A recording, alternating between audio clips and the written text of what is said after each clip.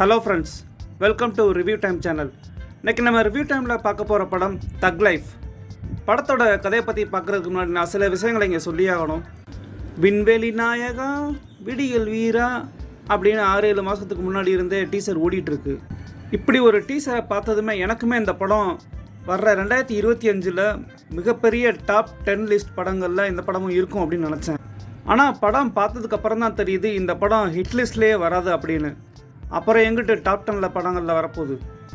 ஆண்டவரே, நீங்கள் இப்படிலாம் பண்ணலாமா? நீங்கள் எவ்வளோ ஒரு பெரிய லெஜண்ட். உங்களுக்கு ஏற்ற கதை தானா இது? 38 வருஷத்துக்கு முன்னாடி நாயகன் அப்படின்ற ஒரு படத்தை கொடுத்ததுக்காக மணிரத்னம் டைரக்டர் கூப்பிட்டாரு அப்படின்றதுக்காக நீங்கள் போனீங்க. 38 வருஷம் கழிச்சு நீங்கள் 2 பேரும் சேர்ந்துட்டீங்க அப்படின்னு நாங்கள் வந்தோம் உங்களை நம்பி. 2 பேரும் சேர்ந்து ஒரே கவுத்திட்டீங்க. டைரக்டர் மணிரத்னம் மற்றும் கமல் நாயகன் படத்துக்கு அப்புறம் 38 வருஷம் கழிச்சு ஒரு படம் பண்ண போகிறீங்க அப்படின்னா அந்த படம் எப்படிலாம் இருக்கணும் தெரியுமா? நாயகன் எவ்வளோ ஒரு மிகப்பெரிய வெற்றி படம். அந்த நாயகன் படத்தை விட பீட் பண்ணுற மாதிரியான ஒரு வெற்றி படமாக தான் இருக்கணுமே தவிர அதை விட மொக்கையாக இருக்கக்கூடாது. ஆனால் தக் லைஃப் அப்படியா இருக்குது? எப்படி இதெல்லாம் ஒரு படம்னு எடுத்து எந்த நம்பிக்கையில் இந்த படத்தை ரிலீஸ் பண்ணுறாங்கன்னு தெரியலை. ஆடியோ லான்ச்சில் கமல் சொல்கிறாரு, அடுத்து நான் படம் ப்ரொடியூஸ் பண்ணணும் அப்படின்னா மக்களாகிய நீங்கள் தான் இந்த தக் லைஃப் படத்தை ஒரு மிகப்பெரிய வெற்றி படமாக ஆக்கணும் அப்படின்னு.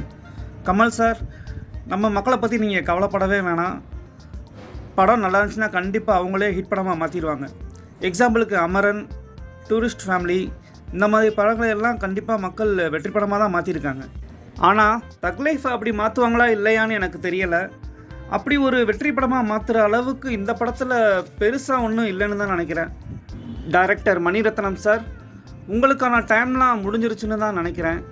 தயவு செஞ்சு வளர்ந்து வர்ற புது புது டைரக்டர்ஸ்களுக்கு வழிவிடுங்க. அண்ட் கமல் சார், உங்களுக்கு நான் இதே தான் சொல்கிறேன். எவ்வளவோ புது புது நல்ல படங்கள் எடுக்கக்கூடிய டைரக்டர்ஸ்லாம் வர்றாங்க. நீங்கள் அவங்க கூட ஒர்க் பண்ணி உங்களோட நடிப்பு திறமையை காமிங்க.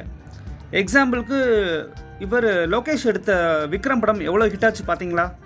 இதை ஏன் சொல்கிறேன்னா, நீங்கள் எவ்வளோ ஒரு மிகப்பெரிய லெஜண்ட். இந்த மாதிரி பழைய ஹிட் கொடுத்த டைரக்டர்ஸ் கூடயே நீங்கள் நடிச்சுக்கிட்டு இருந்தீங்கன்னா இப்போ உள்ள தலைமுறைக்கு உங்களோட திறமையான நடிப்பு தெரியாமலே போயிடும். தக் லைஃப் படத்தை பார்க்கணும்னா அது ஒரே ஒரு ஆளுக்காக பார்க்கலாம். அது யார் அப்படின்னா நம்ம ஆஸ்கார் நாயகன் ஏஆர் ரஹ்மான். ஏஆர் ரஹ்மான் சாரோட பிஜிஎம் அண்ட் சாங்ஸ் இல்லைன்னா படத்தில் உயிரே இருந்திருக்காது. நாம் எதிர்பார்த்துட்டு போன முத்தமலை சாங் படத்தில் எங்கேயுமே இல்லை. இப்போ படத்தோட கதையை பற்றி பார்க்கலாம். 1994 டெல்லியில் பெரிய கேங்ஸ்டர் குரூப் மாதிரி கமல் அண்ட் நாசரை காமிக்கிறாங்க. அப்போ அவங்களோட கூட்டாளி ஒருத்தர் போலீஸை வர சொல்லி கமல் அண்ட் நாசர் 2 பேருமே ஷூட் பண்ணுறதுக்கு ட்ரை பண்ணுறாங்க.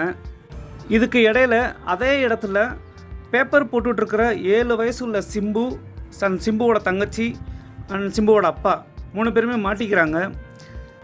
சிம்புவோட அப்பாவை கமல் கேங் தப்பிக்கணுன்றதுக்காக சுட்டு கொண்டு வர்றாங்க. இப்போ சிம்பு அனாதை ஆகிட்டார். சிம்பு அனாதை ஆகிட்டனால சிம்புவை கமல் எடுத்து வளர்க்குறாரு. 1994 அப்புறம் 2014 காமிக்கிறாங்க. 2014 கமலுக்கு ஒரு குடும்பம் இருக்குது. அபிராமி தான் ஒய்ஃப் அண்ட் ஒரு பொண்ணு இருக்காங்க.